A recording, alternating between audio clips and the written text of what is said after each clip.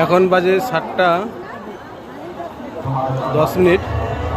আমরা এখন বাবাধামে আছি, কালকে জল ঢালবো তাই ইয়ে করতে পারিনি।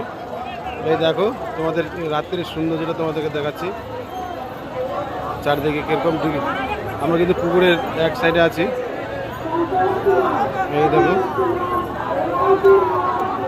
কি সুন্দর একটা দৃশ্য। এখনও কিন্তু লোকজনের এখনও কোনো গতিবেগ কিন্তু আরও বেশি হচ্ছে, যত রাত হচ্ছে তত বেশি হয়ে যাচ্ছে।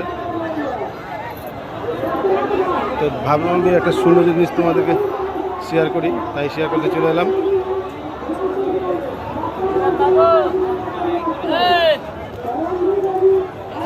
আমরা মন্দিরে এখনো ঢুকিনি, তো একটু পরে আমরা হয়তো একটু এখন না মোটামুটি 1টার দিকে লাইন দিব, 1টার দিকে আমরা লাইন দিব, তারপর জল ঢালবো। জল ঢালে কালকে রওনা আমরা যাবো ঝাড়খণ্ড ইয়েতে।